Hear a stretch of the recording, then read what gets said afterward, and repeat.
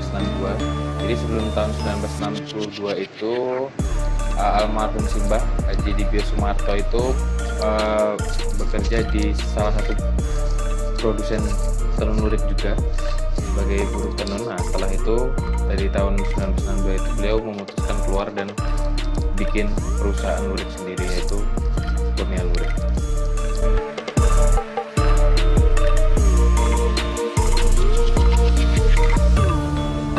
Proses pembuatan lurik itu ada beberapa step. Yang pertama itu adalah pewarnaan. Jadi dari benang mentah, benang warna putih mentah yang sebelum diwarna itu, tahap pertamanya adalah pewarnaan. Setelah pewarnaan kemudian ada penjemuran dulu dan pengeringan selama 1 hari. Nanti setelah itu masuk ke proses selanjutnya, itu pemintalan. Nanti pemintalan, setelah dihasilkan dari pemintalan adalah benang klos. Nah, itu nanti buat proses selanjutnya itu pembuatan motif.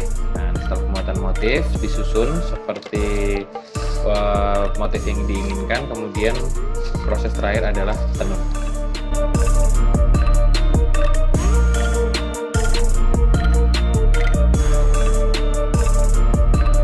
Kalau outlet offline kita dari dulu di sini di Kerapia Wetan, sama satu di Pasar Beringharjo.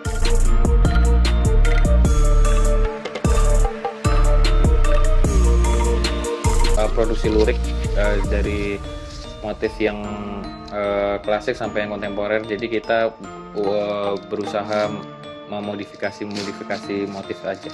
Kalau per bulan rata-rata kain yang dihasilkan 3.000 sampai 3.500 meter.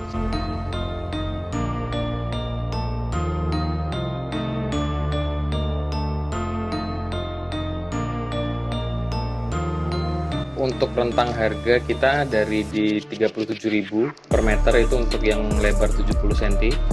Nanti kemudian ada lagi yang 55.000 per meter itu yang buat lebar 110 cm.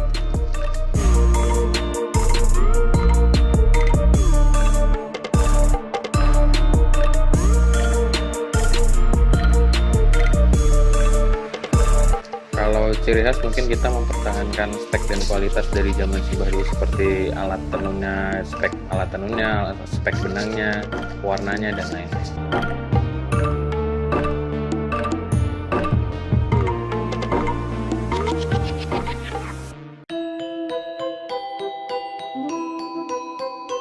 Kalau memperkenalkan lurik ke generasi muda, sebenarnya sekarang kan era digital ya, seiring naik kembalinya lurik, jadi masyarakat khususnya kaula muda itu juga mulai banyak melirik lurik.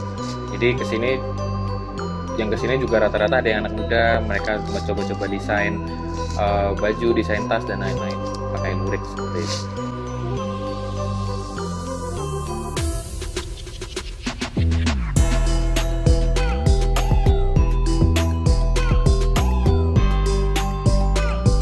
Oke, kalau buat dampak pandemi, kita kemarin ada pengurangan omset, sama kunjungan yang biasanya dari luar kota mau berkunjung ke sini, mau melihat produksi juga berkurang, bahkan tidak ada. Ya, karena pandemi, jadi sebelum pandemi memang semua masuk dari Senin sampai Sabtu itu semua proses ada. Kemudian karena pandemi kita batasin, kita shift sebagian karena juga untuk menjaga physical distancing.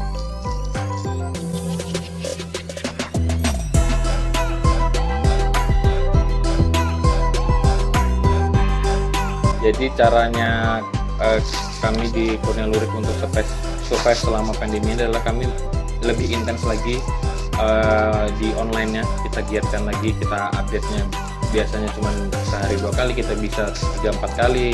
Kita kontennya juga kita perbanyak, kita perbagus, supaya masyarakat yang tidak hanya di Jogja yang biasanya datang offline bisa beralih ke online seperti itu.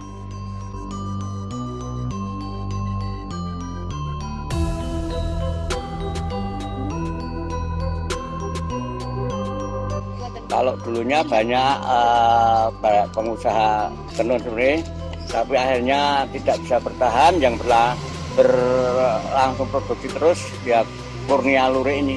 Dan sekarang malah cucu dari pendiri sudah membuat perusahaan sendiri dengan dengan nama Udi Dibyo, menggunakan nama pendiri di kampung sini juga di Prapiak Wetan. Perlu sekali untuk dilestarikan dan dibudayakan kembali untuk kelangsungan produk dari Kurnia Lurik Prapiak Wetan ini.